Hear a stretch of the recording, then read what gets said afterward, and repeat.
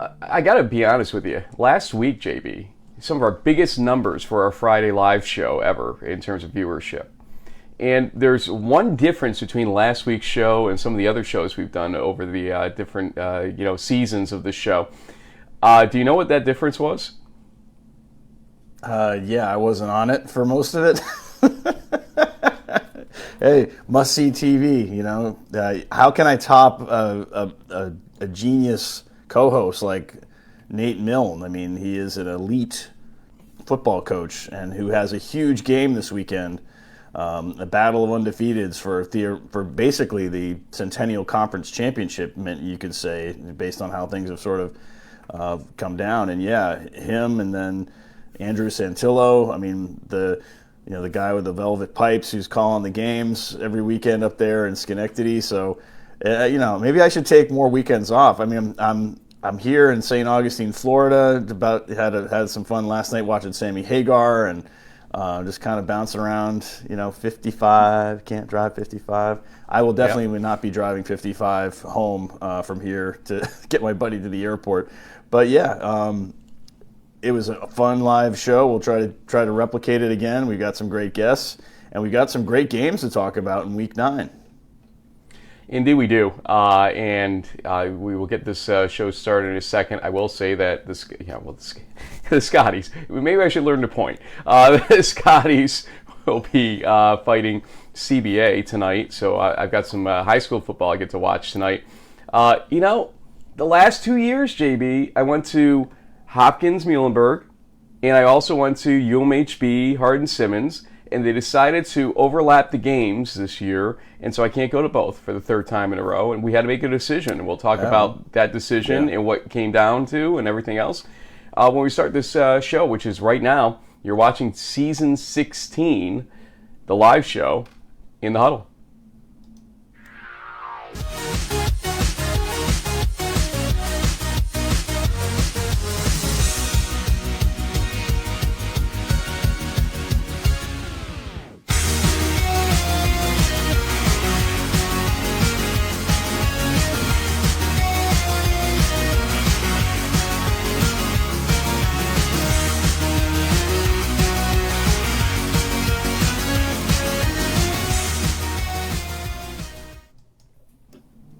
Did I just see 2 cups of coffee? Yes, sir. I thought I was bad with the one I've got right now. Anyway, it's fun. It's fun to get out of town and all that, but I can't sleep well in these hotel rooms. I miss my wife. I miss my little dog. I can't. I'm gonna sleep like a baby tonight. But yeah, it was.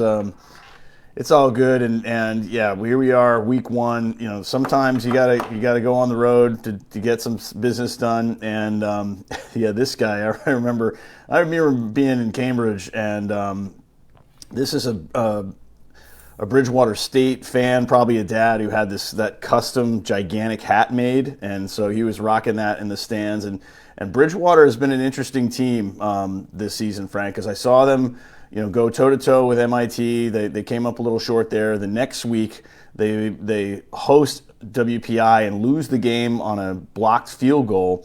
And, they're 0-2. Things are not looking good for the sort of like the bad news Bears. And then all of a sudden, they rattle off 5 wins in a row. They beat WestCon at home a couple weeks back at the end of September. And here they are in a rubber match game with UMass Dartmouth, which could potentially be for the MassCAC championship. They have not been to the playoffs since 2016, and so not surprisingly, I like this game a lot because it has a lot on the line. I mean, obviously Stevenson Del Val is always a great matchup. Merchant Marine Springfield, the triple option bowl is going to be awesome. Kings Widener is a great MAC showdown. Coast Guard, SUNY Maritime, you always love it when the kind of the industry rivals clash. But to me, Frank, I was there in the preseason. I know that the Bears had some high expectations. They won the New England Bowl last year. They want to try to do better than that this season. They've got a lot of talent on that roster. They've got some fifth-year seniors back. So I like the Big Hat Bears and this UMass Dartmouth team going on this weekend up there in Massachusetts. I wish I could pick 3 games, honestly. We kind of limit ourselves to 2 right. maximum per region, but Stevenson Del Val would have been the third one there, and we'll talk a little bit more about that Absolutely. situation and predictions coming up in a little bit. But there's a glaring omission on the next slide. I will let you go through it, and I'll bring up the omission right here. Well, let's see here. Well, we got Susquehanna versus Moravian in the landmark. I mean, Moravian, I don't think has lost any landmark games yet. And even though Susquehanna is a much higher ranked team and are the likely favorites here, still got to get this game under their belt if they want to win that championship. Hopkins Muhlenberg, one of the biggest games of the nation this weekend. 2 undefeated teams, one of the final 14 that are left in D3. They're going at it. Utica Brockport is going to be a clash of titans in many respects. The Golden Eagles have looked awesome, and the Pioneers always play them tough. Rowan versus Montclair State, sort of a bragging rights Jersey Bowl at 5 o'clock. And then we've got Case versus Washington and Jefferson at 6 p.m. This game is going to have an impact on ECAC bowl bids. Case is still trying to make a case, pun intended, to have a chance at maybe a full C bid if they can go 9-1. They had a close loss to Grove City, so they're still in the hunt there. And so yeah, it looks like you obviously like the Jays versus the Mules, but as well as Utica and Brockport. And I'm so what am I missing, Frank? I can't wait to hear this one. Oh, That's what we're missing. That's what we're missing.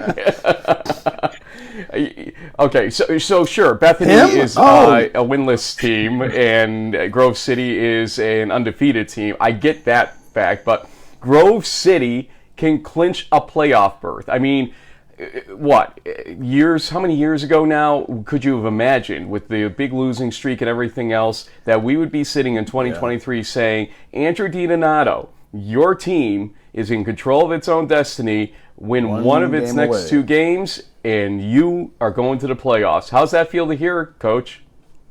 It's neat to hear, that's for sure. Being an alum, going here, my brother going here, my wife, my sister-in-law, I mean, we love Grove City, and one of the things we wanted to do when we come here, it's just a special place, and it's on the national scene in so many ways already, academically, and in so many other areas. But really taking pride in where I played, my brother played, we really wanted to see Grove City get on the national stage. And we watch this show every week. This time of year, I'm always hearing you talk playoffs. And we have never been in this point. We've never been to the playoffs, never even been in the discussion at this point in the season. So to be at this point and represent such a great place, it's an honor, and gives me chills just hearing you say that as I jumped on here. Yeah, well, and for people in the national audience who may not be familiar with Grove City, this is a team that went 0-33. It was a long climb back to the top of the mountain, and part of the reason we got to know Coach DiDonato and the Wolverines is when we started expanding our East Region coverage. We had a lot of these fun ECAC bowl bid reveals. I mean, you guys were fighting for the PAC title, but didn't quite get over the hump. What was it this season, Coach, that was sort of how did everything kind of come together to get into this situation where here you are, literally 1 game away from a playoff berth and a championship season? Yeah, in August 13th, 2016, my first meeting, we set our vision in place, which is to glorify God in the pursuit of earning a degree, building lasting relationships, and competing for PAC championships. And, we talked about competing for PAC titles. We've always told our guys, play the infinite game, not the finite game. And I actually stole that from business principles. But the point there is, a PAC championship, we don't view it in a finite way. Like in 2018, did we win the PAC or not? It's an infinite game, meaning every decision we make is how do we compete with the top teams in the PAC? And we started that journey back in that 33-game losing streak. How do we compete in recruiting? How do we compete in strength and conditioning, offense, defense, special teams? And, this offseason, we looked hard specifically against the top teams. Some of those games we lost, and we had to confront some brutal facts, to compete and get over the hump to beat the teams like Case Western, CMU, W&J. We just had to be a complete football team and really take some things out and just commit to the few things on offense, defense, and special teams that we're best at. And that's what we did. And we committed to a few areas back in February, March, when we met as a staff. We identified those things and then, talked to our guys in spring ball about them, worked on them. So, play in the infinite game, I would say, starting back in 2016, 17, 18, figuring out how do you recruit to compete with the top teams in the PAC? What do we need to look like size-wise on the offensive line, defensive line? But this offseason, it was just confronting brutal facts from last year and just committing to doing the few things we're best at. And, I think that's been a thing that's given our guys a lot of confidence in what we do. Coach, your gauntlet was basically your first 5 weeks of the season. Westminster, Case, Washington, Jefferson, Carnegie Mellon, not necessarily in that order. I saw you guys in the night game versus Carnegie Mellon. What a game that was, but you still had Washington, Jefferson, and your team had a tough game there or versus them at home, but ultimately you pull it out. But then you had to kind of do what Trinity's had to do down in Texas. Once they got past Barry, it's kind of like that cruise control mentality that you can fall into, and by falling into it, sometimes you can fall asleep at the wheel and let it go astray. You haven't done that, nor has Trinity really, which I'm impressed by.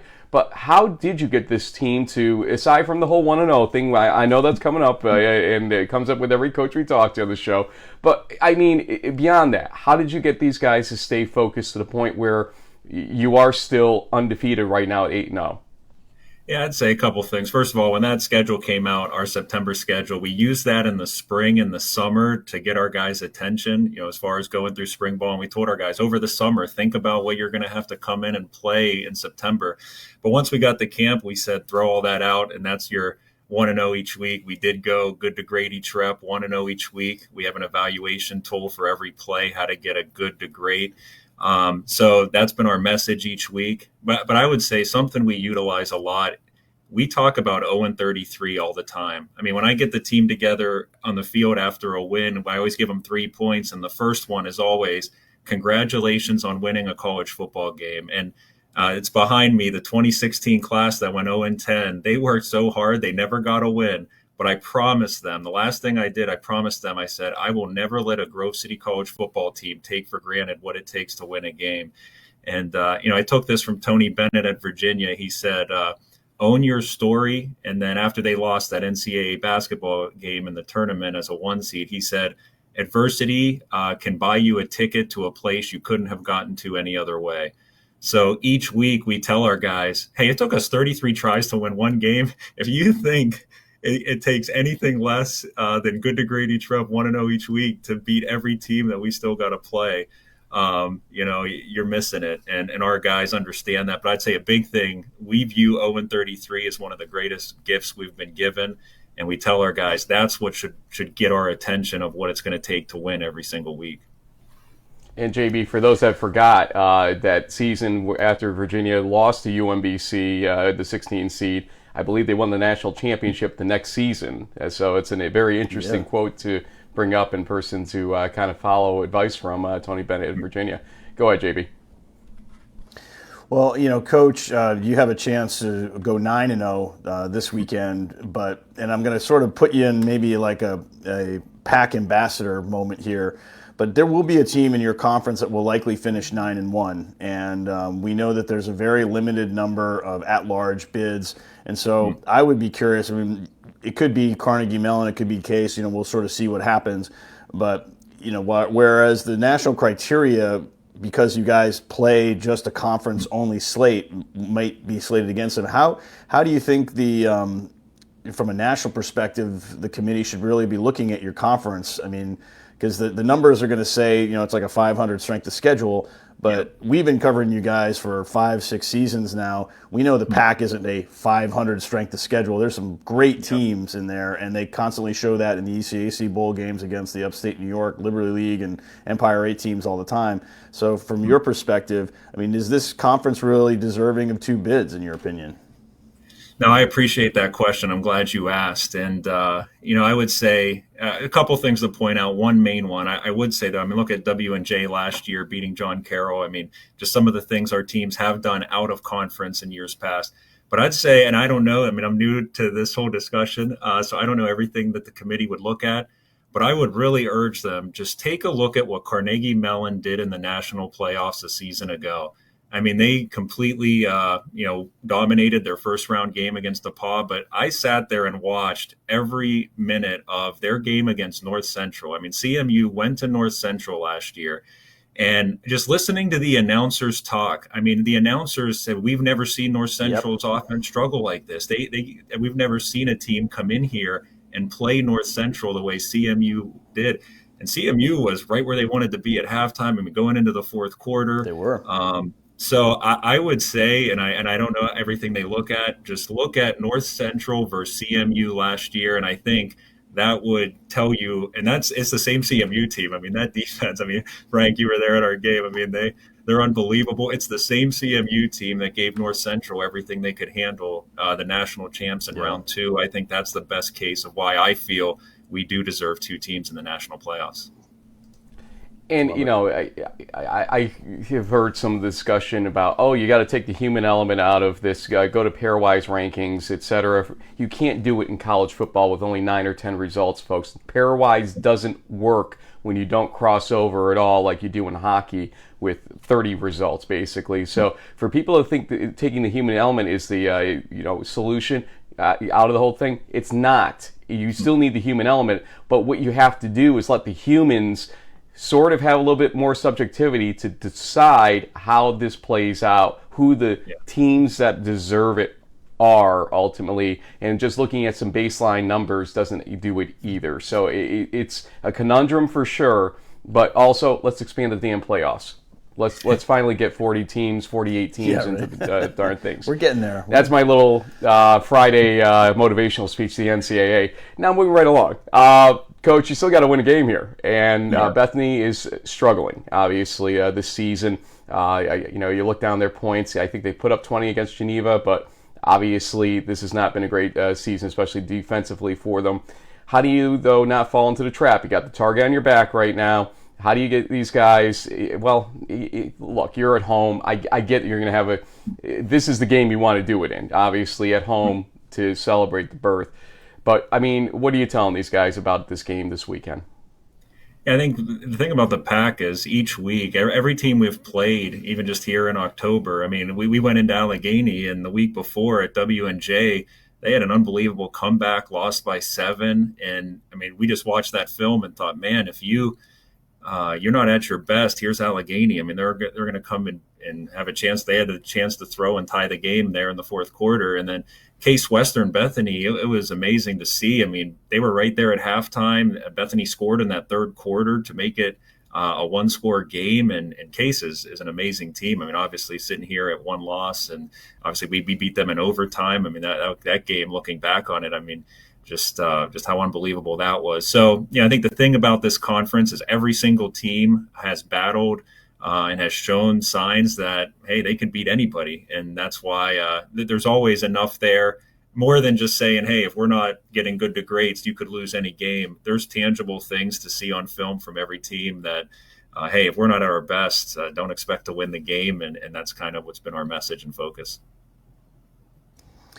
Well, I think another interesting focus and a question that I have is I'm very familiar with the ECAC Bowl hardware. I mean, I've seen the trophies, the wooden, thing you can grab. It's got the emblem, you get the banner.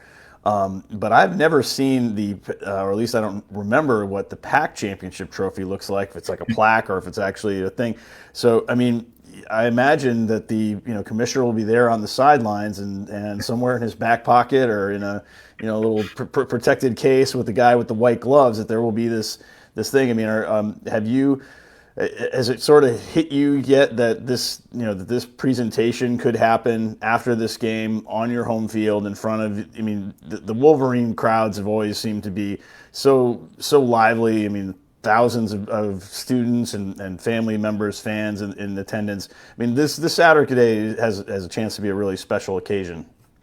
Yeah, it does. As a coach, and you're well aware, I mean, we try to block a lot of that out. But I'm also an alum here. So actually an email went out from our athletic director all the way up, just an email to all football alumni of what this win could mean for our school. I mean, obviously we've never been 8-0 before. We'd never been 9-0, but then he also put in there, we've never been to the national playoffs. What could be on the line here with a victory, and then certainly a conference championship. So, you try to block it out, and then just being an alum, and a lot of our staff's alums, so we all get that email, and, so we are aware of what it could mean. And, it's really neat, and I'll say this too, we have a number of two-sport guys on our team, guys who do lacrosse and track and who've been in positions and have won conference titles. So they always talk about, I think it's the white hats, the banner, I guess that's what the conference does. They get the hats, the T-shirts, so they always talk about, so they're full well aware of what happens as soon as you win.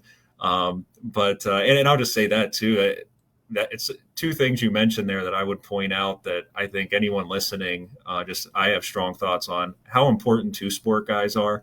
We've had some of our starters, they've won pack titles. They know what it, in the spring, what's better, to be out there in football in T-shirt and shorts or be competing. And I think those guys, and to answer your question, who are well aware of what a celebration like this looks like, helps our guys understand what it takes. And then you mentioned ECAC. I do want to mention that. When we look at our journey from 0-33 to where we're at today, I mean it. We would not be where we were at today if it wasn't for the ECAC and the opportunities it gave us to grow as a program. And I mean, we were 0-33. We broke that in 17 and 18 when you guys did your selection show. That meant the world to our program. We had never won a postseason game before, and we win that. And then the next year, to play RPI, I mean, a program that I have the highest respect for. They had just got out of the quarterfinals the year before. For us, that was an evaluation of, oh man, we've really come a long way as a program. I mean, so in our journey, I'd just say, because you mentioned ECACs, I really do. I don't believe would be where we are today if it wasn't for those opportunities the last couple of years. But back to your question, a lot of alumni have been reaching out. People we are well aware, and just excited to be in this position and have a chance to go and have a chance to go 1-0 on Saturday.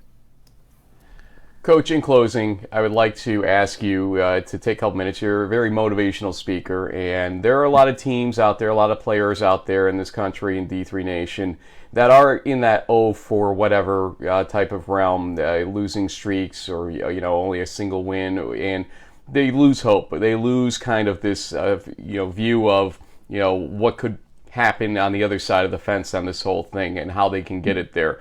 What would your message be to those players, those teams, ultimately, to kind of hang in there or understand, what this all means in the greater, future scenario? Like you said about the 2016 team, kind of relate that to what others might be facing out there in Division III in their journeys right now. Yeah, 10 years ago, I got introduced to three principles that have changed my life. It's changed my faith. It's changed how I approach leadership, football. We summarize these three things in brick by brick. But when people see brick by brick, I'm not sure what they think. But to us, it means three things. And it's number one, to build brick by brick, it starts with a blueprint. But that first principle is we needed a vision. I mean, any significant leader I've ever studied, every significant man in the Bible, they had a clear vision. And we told our guys in 2016 when we were 0-10, we put our vision in place and we said, focus on your vision, not your circumstance. When it's February and it's snowing and you're going to lift and you're getting laughed at because you're 0-30, focus on the vision, not the circumstance. And so having a very clear vision was the first thing. Second thing, building brick by brick, you lay one brick at a time. We told our guys, see a little, see a lot, see nothing. If you look at everything you got to do, you're going to get overwhelmed. See a little. All you can do is lay a brick today towards your vision. And that represents process. So that second principle being process. Have a vision and focus on that every day. Don't look at circumstance. Second, process. Lay one brick at a time towards that. We told our guys, this may take 10, 15 years. We don't know to get to our vision. Our job's to lay one brick a day. And then third, brick by brick, those bricks are held together with mortar. And to us, mortar represents love. Every single person understand your role in that. And I'll just give you one of my favorite stories. I'm going to share this to the team I share it about 5 times a year. But my first year in 2016, we had a senior who actually transferred in after his freshman year. So he actually went 0-30 at Grove City. He never won a game. And it was week 9. And I looked at him, we were in our Monday night meeting, and I said, Brett, why are you going out to practice today? He said, compete for PAC championships, coach. And I tell my team that every year. It brings tear to my eyes because here's a young man who never won a game at Grove City, and it's week 9. I mean, you'd think throw in the towel, just hey, I'm not going to win a game here, just move on. And he said, I'm going out to compete for PAC titles because he knew the bricks that he would lay those last 2 weeks helped the freshman in the back of the room, West Scholes, win a bowl game, and he helped the freshman in the back of his room be in the position to go to the playoffs. So I would just encourage, I mean, it's been a fun journey, and someone taught me this years ago, have a clear vision, embrace the process towards that vision, and love. Make sure everybody knows their role. And even if they're not going to enjoy the fruit of it, hey, you're laying bricks towards that vision that'll one day pay off. For us, that's brick by brick, blueprint, bricks, mortar. But I just encourage everybody. Those 3 principles blessed me, and maybe they could help somebody else as well. Whew. Wow. Look, I've got chills at this point, Yeah. and That's awesome. you know, Well, I've got to know you. Obviously. Well, Frank. Oh, go ahead. Well, while Frank tries to compose himself, I want to say it is official. We will be doing the ECAC Bowl bid selection show again this season. And you know what, Coach? We're going to miss you guys and the Wolverines, but you guys are on to bigger and better things. I think it merits mentioning. I want to congratulate you guys on having a chance to be 9-0. At the end of this weekend, there's only going to be 13 undefeated teams in Division III. That's around 5% out of 241. Wow. When you think about how many programs across the country, and the fact that you guys are at this point, particularly after that 0-33 mark, and you guys are doing it in what's arguably one of the most competitive regions. I mean, I know everyone sort of points to the stuff out in 6, but when you look at the depth of conferences that Region 2 has, I think we stack up as an overall region just as well as anywhere else. And so what you guys have done this season is really great. It's been fun watching this process as it's unfolded the last 5 years now, and I'm really excited for you guys. I'm looking forward to tuning in to the end of your game on Saturday. I have a feeling there'll be some good stuff happening there, and special thanks to our friend Professor Briggs for helping pull this all together. Apparently, I'm not good at sending emails, so he has to keep me in line, But it's been a lot of fun as always, and we wish you guys the best of luck. It'll be fun watching you in the NCAA playoffs coming up in a few weeks. No, we appreciate those words and appreciate you guys so much. And I'll just say this too, because again, you mentioned it. When you have those selection shows, I remember last year was our 4th year in it, and someone said, "Hey, is this like you've been here 4 years now?" I said, "We're just as excited as year 1," and honestly, we've been able to win those games. We take those just so seriously, and like I said, we want to be where we are today without them. So, and all our kids tune in to that show, and just what you guys do for college football and what you've done for our program, we can't thank you enough. Well, it's been a journey. Yep, and we'll see how this turns out. There's a lot more to be written here about Grove City this season, so we'll see where it goes to. Coach, thanks for joining us, and send our best to everybody out there at Grove City. Will do. Thank you. Thanks, Coach. Coach Andrew DiDonato. It's an amazing thing, and now that he's kind of off our screen, I'm going to say it out loud. Anybody that would like a coach in a upper level D3 school or another school, D1 or whatever, you just listen to the man. Look at what his results are.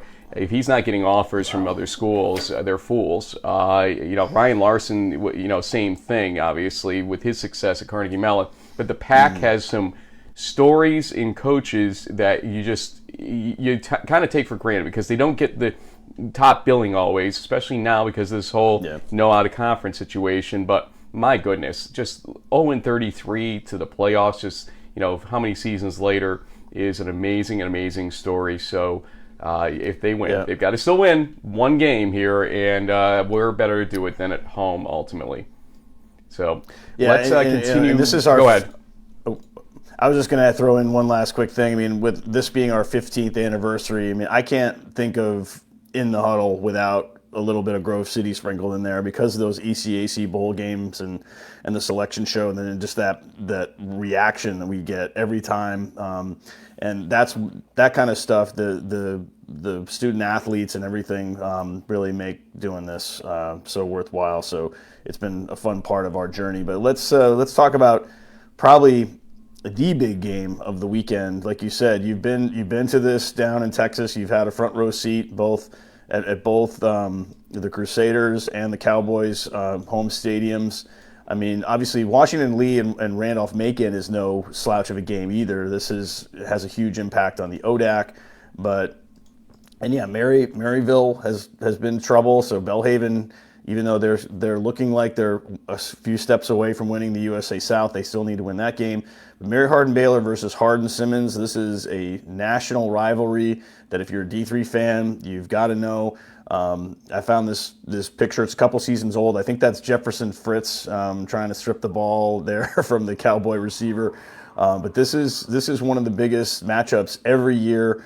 And it's interesting because this season, for the first time ever, Frank, and I'll let you chat in this because you've seen it live. But neither of these teams are at like sort of the peak of their powers. I mean, the Crew have lost 3 games this season. Hardin-Simmons lost their quarterback, and they lost Endicott on the road up in New England, which was kind of a shocker when they were ranked in the top 5 or something like that. So this has been an interesting season for both of these teams. Maybe a little bit of some humble pie has been served, but at the same time, this is basically the ASC championship game. A playoff berth is on the line here. I think the loser, unfortunately, does not get a Pool C bid, just based on how things have shaked out this year. So the stakes are even that much higher than they've been perhaps in prior years. What do you think?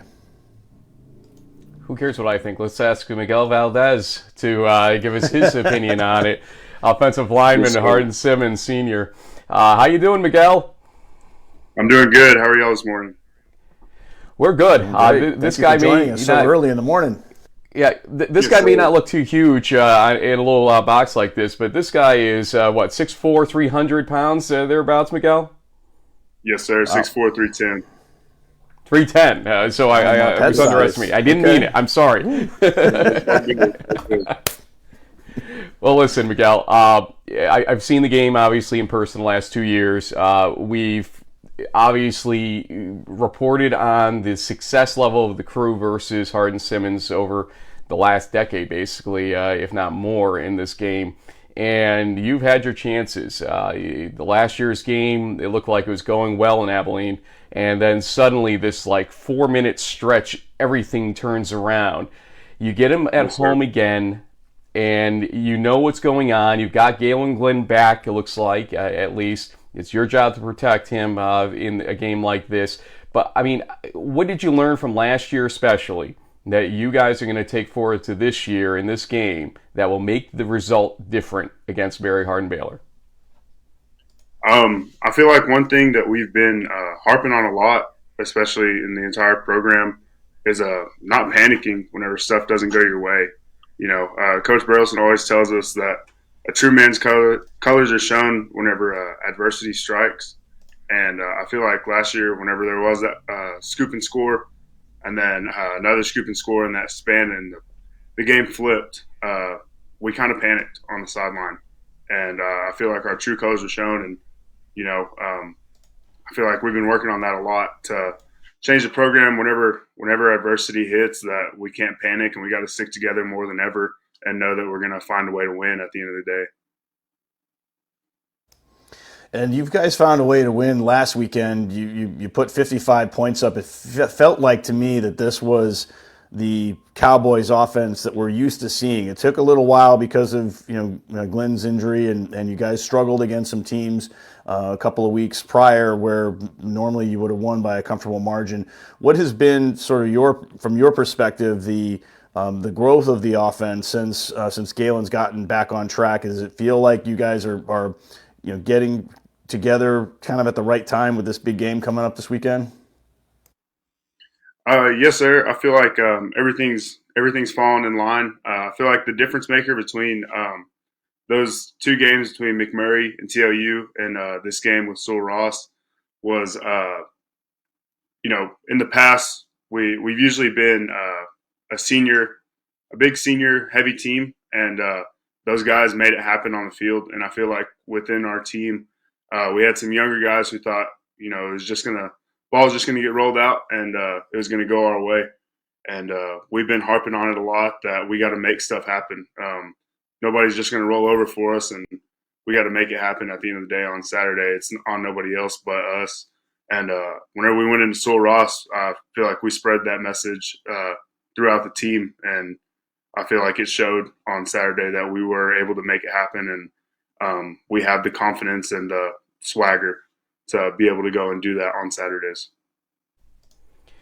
Miguel, a lot of people are asking the question still because Endicott hasn't exactly looked pristine in some of their games since they had a tough one against Western New England, for instance, a couple weeks ago.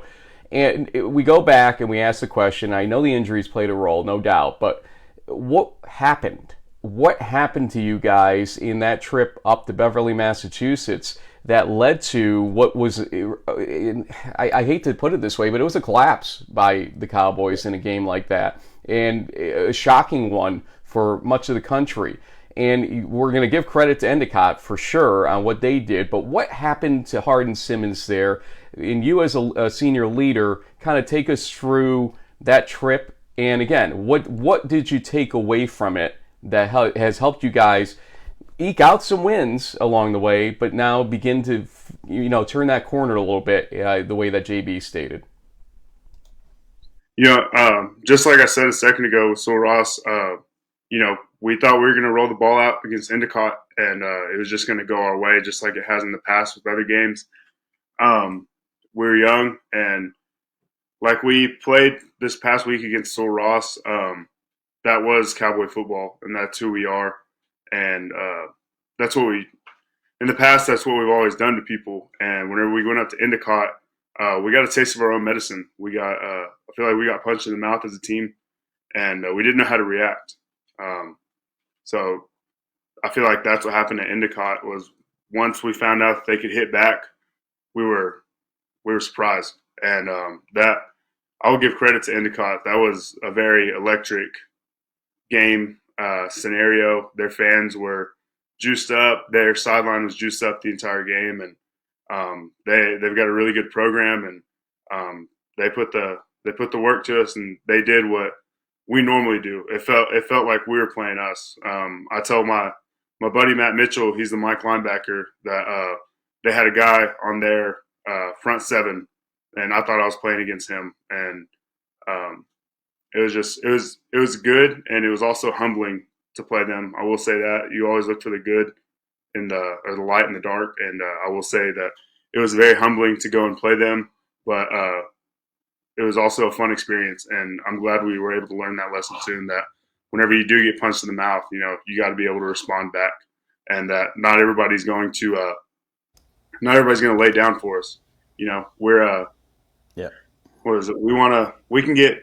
We can beat anybody, but we can also get beat by anybody. If the cards are dealt the right way, anything can happen. You never know. It's always down to a couple plays, especially with this game coming up versus Mary Hardin Baylor. It's always come down to just a couple plays, but we never know which play it's going to be. The coaches wish that they could pull you to the sideline and say, hey, this play is going to be the one that's going to change the entire game. But you can't do that. So you got to play like every play's your last, because you never know which play is going to be the big play in the game. JB, I got to thank him for that honest and open answer, because that was unbelievably tough, I know, to have to go back through that with us. But thank you for that, Miguel, because I think it tells a lot of people out there that you take nothing for granted at this point after a situation like that. Let JB go with the next question here. Well, since we're putting poor Miguel here on the spot, I figured I might as well ask the questions. He's got the senior on there, but we know with the COVID year that sometimes seniors can happen twice, and this will be the last season. So, is this going to be one of your final home games for you in your Cowboy career? Are you thinking about maybe coming back for that fifth year, or maybe you already are fifth year? Just wanted to sort of clarify that and kind of see. I mean, you've been playing football in Texas for a long time now. What's coming up for you? So actually, this is my sixth year playing. I already did the medical red shirt last year, and then surprisingly at the very end, I surprised the entire team and decided I was going to come back and play one more year and leave it all out there and leave no doubt. So this is my 6th year coming up, and then I plan on going to occupational therapy school, and so we'll see where that road takes me. Yes, sir. Can take care of old guys like Frank and me. Thank you. We need it. Yes, sir. Absolutely. But Miguel, I got to ask you the question too. Then, is this game coming up Saturday against Mary Hardin Baylor one of the reasons you came back and surprised the team? Is this the unfinished business that led to that ultimately? And what would a win mean to you personally as Miguel Valdez ultimately if you could get that win in Abilene? Honestly, the reason I came back was because I knew we had a lot of seniors leaving, and I felt like my class coming up, we built a lot of foundation for what the team is now, and I didn't want to see that get thrown under the table or swept under the rug. And so I wanted to make sure that we kept that culture and everything that we had, and I wanted to be able to spread it. I felt like, after being a 5th year last year, I've gone from being a student to a teacher, and I felt like my teaching wasn't done, and I felt like I still had more to give. And so that's honestly the biggest reason I came back, was to help with the team and spread as much knowledge that I've gained throughout this program through those younger guys. And it's been worth every single minute of it. But this game is also a big one. Love this game. I've always looked forward to this game. This is actually only going to be my 3rd chance to be able to play in this game, even though I've been playing for 6 years, just because of injuries that I've had. And so I've definitely got something to prove. All my family's they're from Waco. Originally, I'm from Clyde, but the rest of my family, extended families, from Waco. And I hear the earful all the time about should have went to Mary Hardin Baylor, but golly, I wouldn't change being a Cowboy for anything in the world. And I absolutely love it here, and this is home. And I wouldn't change anything for the world. This is a big game on the line. We know it. Everybody in the nation knows it. I'm sure everybody's talking about it. But we're ready for it, and we're excited to play in it. Well, I love it, and I know I joked around a little bit about the occupational therapist, but having a child that needed occupational therapy as a parent, it's such an important role and profession in our society. So thank you for doing that, Miguel. We're excited to see the game. I love the fact that you're number 74. You're actually the same height and size as our friend Ali Marpet was when he was playing in D3 and the NFL. So I know I'll be focused in on 74 this weekend, but would love to offer you the opportunity to have a chance to give out any shout outs. You've already done a little bit of shout out to Waco, but there could be other coaches, teammates, student athletes, other friends that have been a part of your journey. This one where you've overcome injury, you've seen lots of different types of adversity, you keep swinging. Miguel Valdez, the floor is yours. The first person I'd want to shout out is my fiance. She's been with me through this entire thing, every injury that I've had. She's worried every single night, every single day whenever I step on the field. And I wouldn't be doing this without her and her support. I know she doesn't want to support it because of my body and the injuries that I've had, but she knows I love it, so she loves it. And definitely a shout out to Coach Burleson and Mom and Dad too. I say Coach Burleson in that because he's just like a father figure as much as my dad is. And my mom, she's just like my fiance Brittany. She's worried about my body all the time, but they know that I love it, so they love it, and they're gonna support me through everything that I do. And then to our GAs that we have, golly, those guys do so much behind closed doors that it's. I wouldn't want to be a GA just because of the things I've seen them have to do, but it's what's necessary to get done, and do the things that we need to do. And those guys do so much for us. They're overworked and underpaid, but and then shout out to all my Cowboys that have been with me on this journey. I don't know the type of man that I would be without these guys that I've had in that locker room for 6 years. I turned 24 yesterday, and I've spent a quarter of my life in that locker room, and it's been awesome. If I could go back and restart, I absolutely would, and I wouldn't change it for the world. First off, happy birthday, belated. Second, what's your fiance's first name? Brittany Pierce. Brittany Pierce. Brittany Valdez. Yeah, it's got a nice ring to it.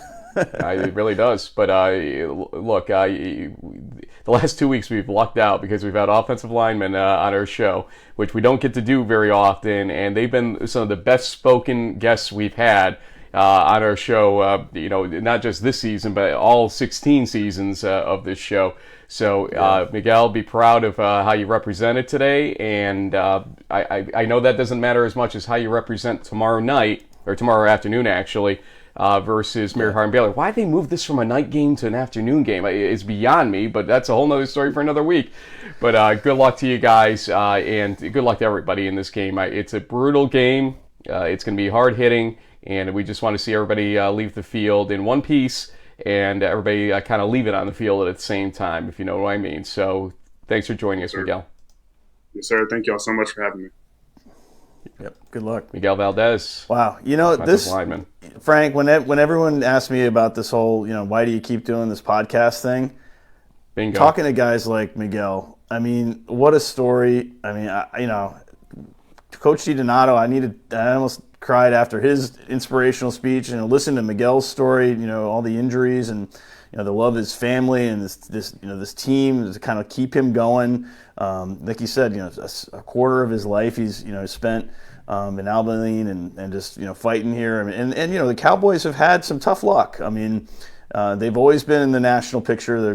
But they've had some adversity on a number of levels too. I mean, sometimes you think like, oh, these national powers, they don't really go through stuff because they just plow through everybody. But no, I mean, they've had some tough losses. They've had some some close games here and there. And wow, what a story! It was awesome. All right, who we got Let's here? roll. Region 4. Because you're gonna get me to start crying right now, and I cannot do that now, right? buddy. Okay. Yeah. Well, hold on. Time out for 1 second. I will say one thing. Okay. Last night I had the opportunity to go out with a few people from the Dutchman. I will still call it the Union Dutchman for my reasons. Getting to spend time with those guys, because I'm an alum, obviously, and we are not shy on this show about saying we are still dedicated to our schools and our football programs at those schools, okay? And if you don't like it, then go watch another D3 pod. Oh, wait, you can't. But anyway, the whole idea is more or less that you get to spend time with them, and it really does reinvigorate the reasons we do it. Okay, and then the guests on this show today and other weeks, I mean, my week has been horrendous, okay? You want to know why crunch time's late? Don't be a politician in your mid-40s, folks, and have a re-election scenario, okay? There's my best advice to you to start. But I love being a mayor for certain days of the week, but when you have a 5-hour meeting on a Monday night, and it screws with your entire rest of your life for the rest of the week, it's counterproductive, and you need a certain night like last night where I got to just BS with the guys for a couple hours, and then a show like this. It's an incredible situation for us. We are the most fortunate guys in D3. We are, by most rights, the player-centric podcast out there compared to the other one that kind of goes more coach-centric, and that's fine. There's a place for both of us, and that's what we've proven. But my goodness, it's just been incredible for us. And the last, let's say, 12, 13 hours have just kind of reinvigorated me to make that drive down to Muhlenberg tomorrow for the Johns Hopkins Muhlenberg game. That's not on the list that's on the screen right now. Let's go to Region 4. Take it away. Yeah, and I didn't really find a whole ton of great matchups in Region 4, but this Wittenberg-Wabash game is going to be fantastic. These NCAC teams are always going at it, and this should be a really great football game. I mean, the Little Giants did have that one loss early on, so they're kind of hanging on for dear life here. Wittenberg, same thing. They took DePaul to the limit last weekend. I think this will be a close one between these two teams. It's really probably the best game in that part of the country on Saturday. Albion versus Adrian at 3 o'clock is a kind of a long-time rivalry game.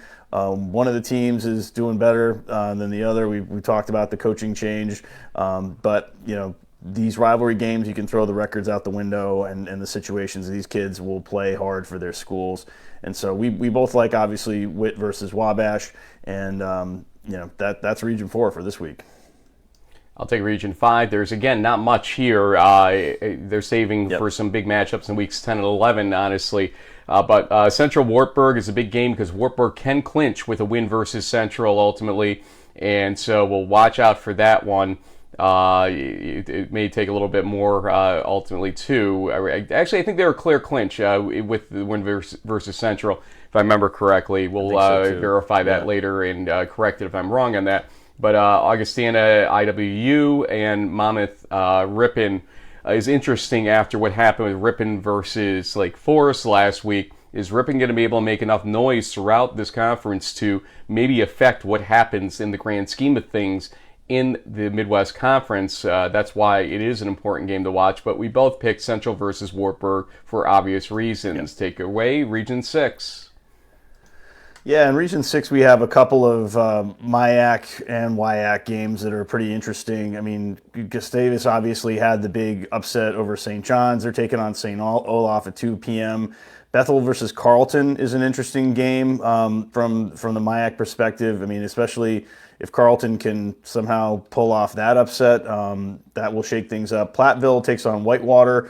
The Warhawks will be the favorites in that game, but Platteville always gives them a good run for their money. Whitworth is one of the two undefeated teams in Region 6. They're taking on Lewis and Clark, who have surprised this season in many respects. They have been winning more games, and so that'll be something to keep an eye on.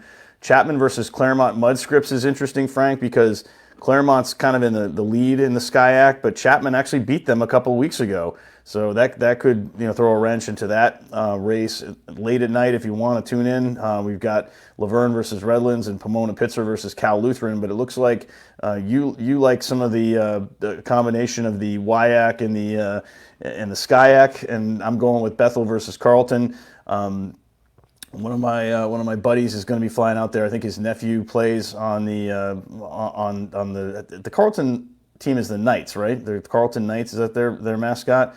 So yeah, he's going to go out to Minnesota to check that one out and have a front row seat. So that should be a good one.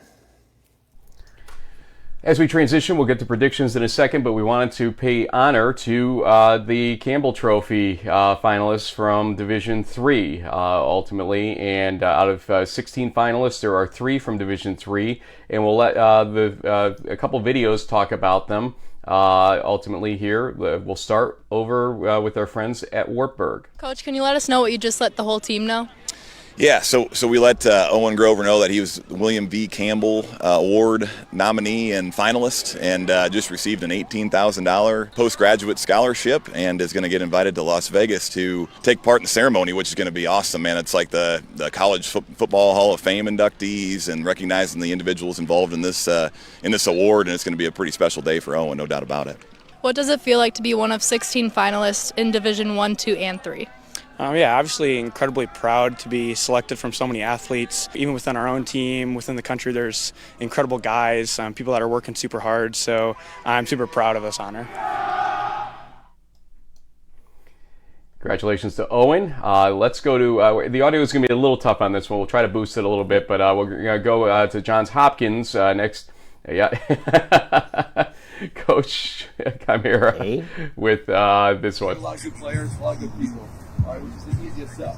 I think you can see that in a lot of off-the-field recognition that we've been getting. Right, like last year with Gordy going to Good Works team, JR getting the Campbell finalist was awesome.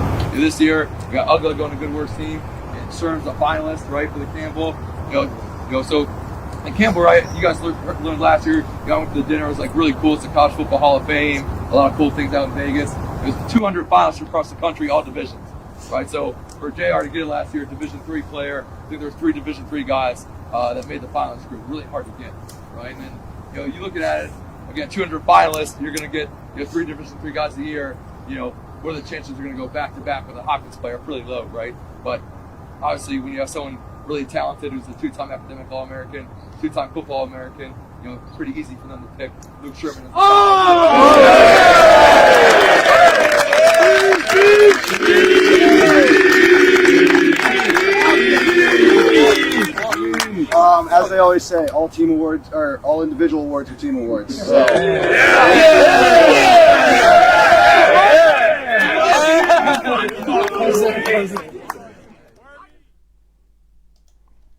Very humble. Good for You're him. a humble guy. I love Absolutely. it. Yeah. No video on the last one, but Liam Thompson, the quarterback from Wabash, who was facing Wittenberg this weekend, also a Campbell Trophy finalist. And best of luck to all three of them.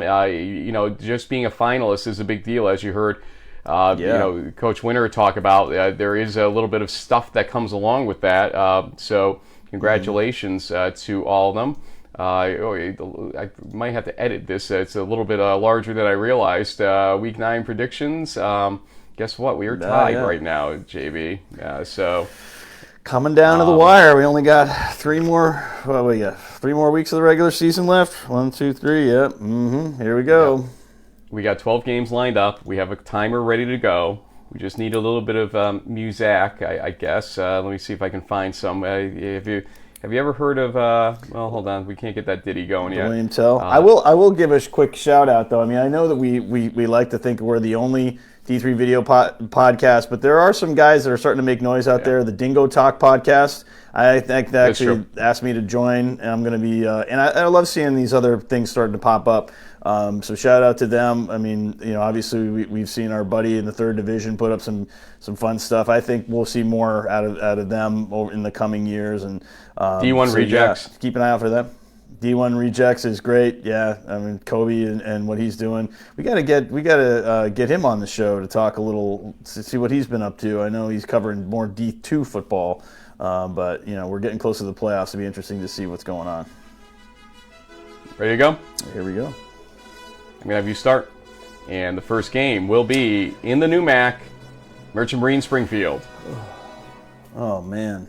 Jeez. Well, the Triple Option Bowl. You knew this was coming. And so this means we're going to see both teams pass for 350 yards, right? Because that's what happened last weekend?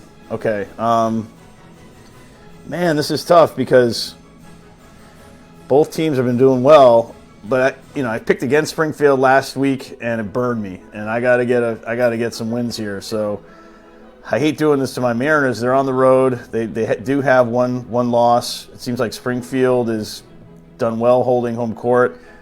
I think it's going to be a close call, but I have to pick the Pride, say 31-28. Clearly, both teams have to Kings Point. Yeah, well, that's a whole other story. Clearly, both teams are going to have to respect the offenses enough not to stack the box as much as other teams have been doing, because we've seen the throwing threat for both teams, but especially Merchant Marine. Taliesin Smith with the Taliesin Tally there on our show yesterday that got released. I'm going to stick with Springfield for the same reasons you mentioned. It's tough at home for them to be beaten ultimately. So I'm going to give Springfield the edge here. 28-21. Mass-CAC up for grabs still, technically. Mass-Dartmouth at Bridgewater State.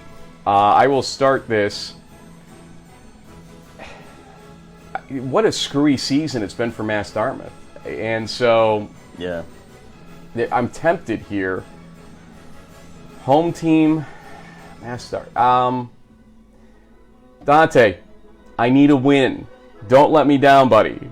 Mass-Dartmouth wins. They get over whatever the heck is biting them lately, and they win this game 35-24.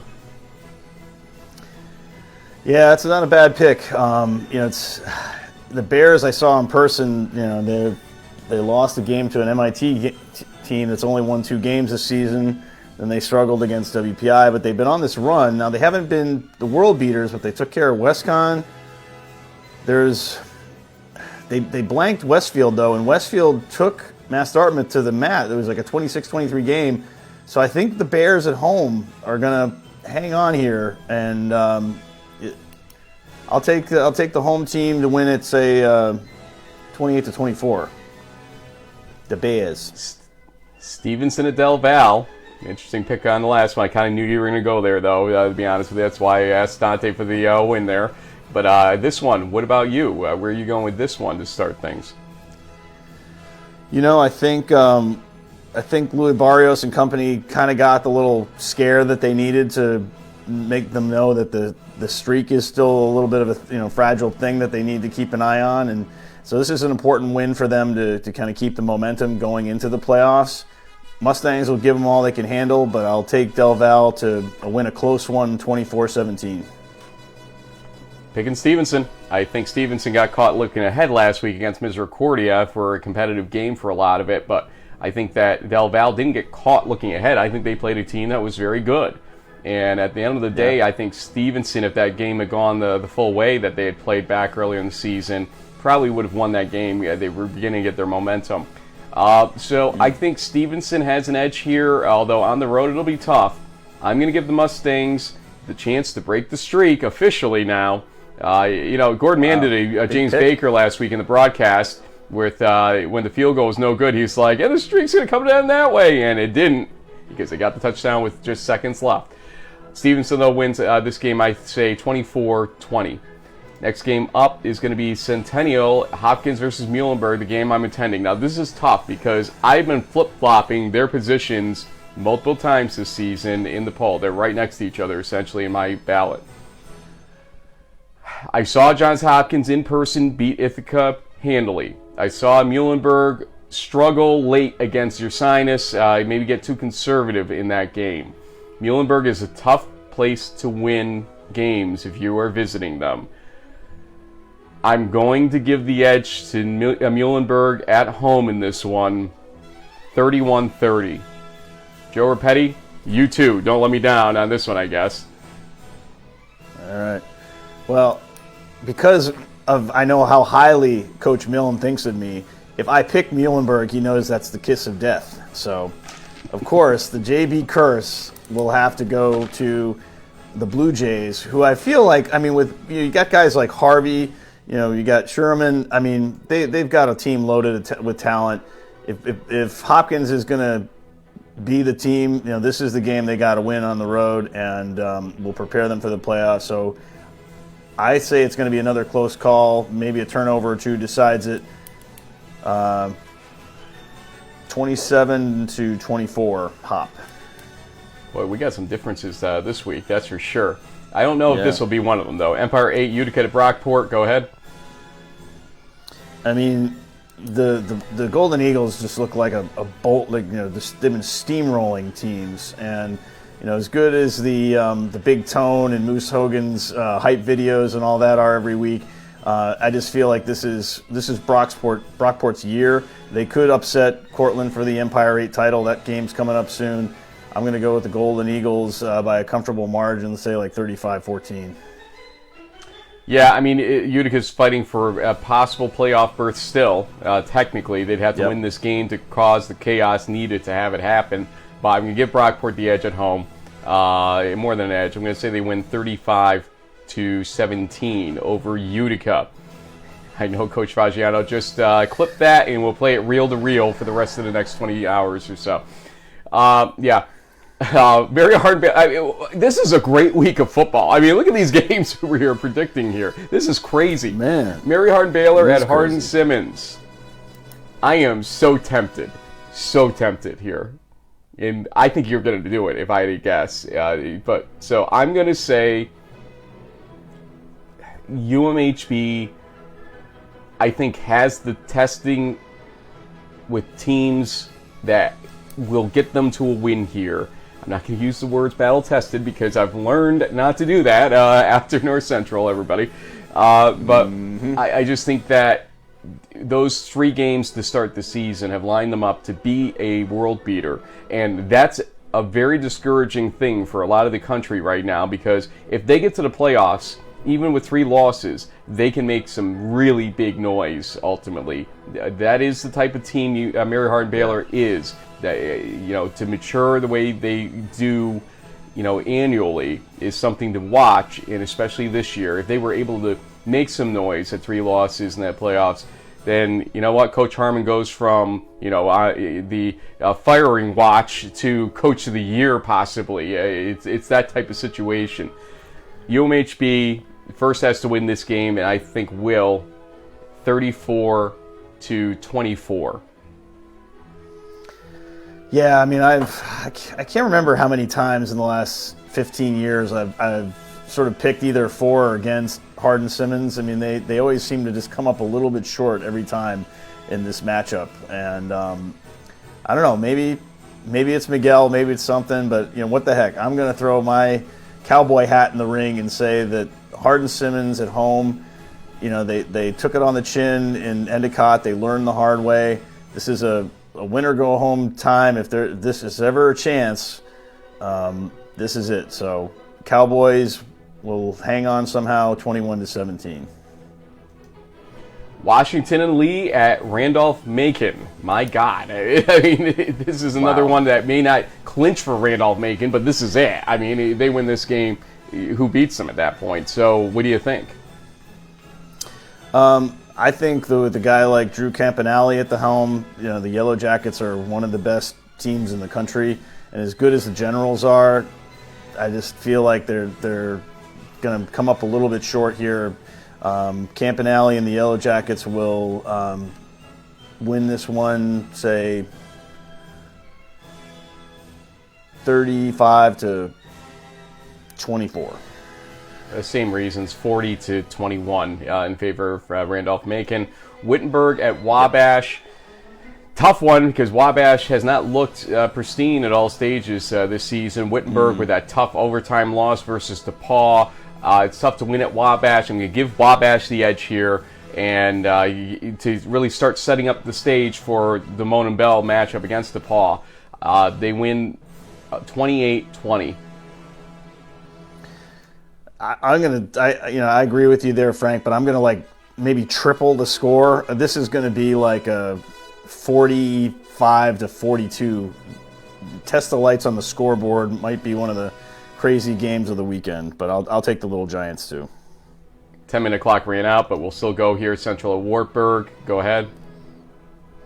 I think the Knights will win. I think they'll clinch the ARC in the process. Central's had a good season, but they're not the Central team of years past. Wartburg wins 42-17. Lane Hawkins is not running through the tunnel. Is that what you're basically trying to tell me at this point? Haskins? What's the guy's name? No. Yeah, nice. Wartburg needs to play consistent football. It needs to do it in a game like this to kind of get themselves ready for the playoffs, ultimately.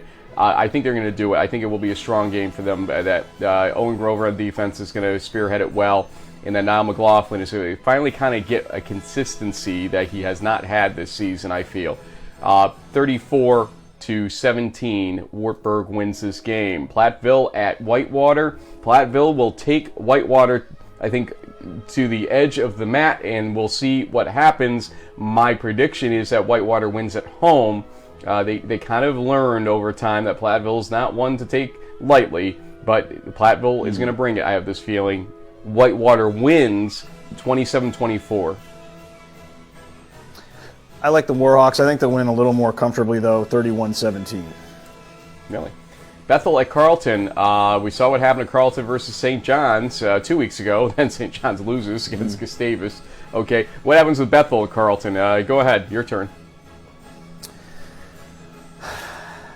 Yeah, that's gonna be I'll take the Royals on the road, I guess. I mean, Carleton has had a great season, but Bethel is just maybe a little bit of a step up in sort of the hierarchy program-wise. So it'll be a close call because this Bethel team isn't as dominant as in prior years, but they'll hang on to win this one, say 27-21.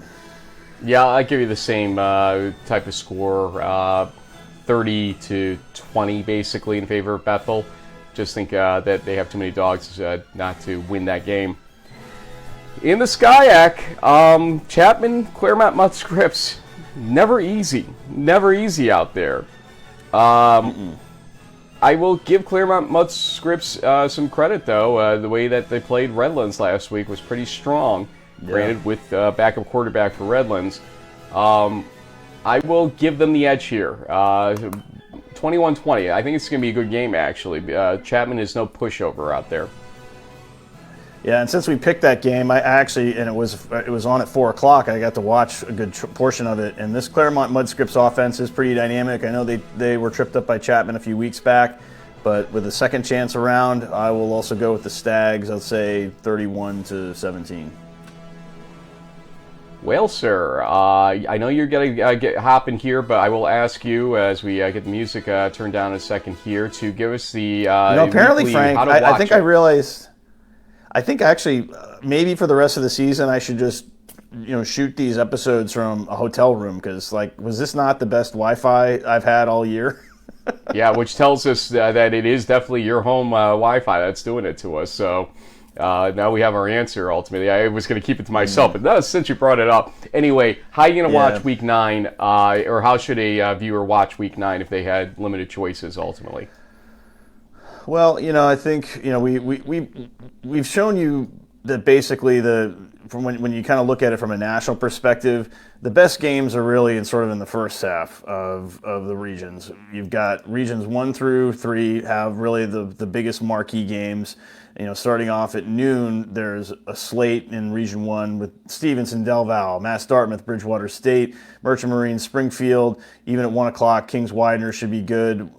We got Susquehanna, Moravian. Hopkins, Muhlenberg starts the 2 o'clock slate. That's also the same time that you'll have UMHB Hardin Simmons. Don't forget Washington Lee is at Randolph-Macon at 1 o'clock. Also at 1 is Wittenberg Wabash. 2 also is when Central takes on Wartburg, and you've got some of these MIAC and WIAC games. Later on in the afternoon, if you want to check out Whitworth and Lewis and Clark and Chapman Claremont Mudscripts, that starts at 4. You got Rowan and Montclair at 5. You got Case Western and at W&J at 6. So there's a steady stream of games, but the real strong concentration in that sort of 12 o'clock kickoff, basically from that 12 to 2:30 window, and then obviously the Hardin Simmons UMHB game will be where probably most national audiences will be focused on. Maybe checking in on some of the MIAC and the Midwest stuff going on later on. Thank you to Coach DiDonato for joining us from Grove City, Miguel Valdez from Hardin Simmons, and Coach Burleson for helping us out with that. Ryan Briggs for helping us out with Grove City as well. Thanks to all of you for watching.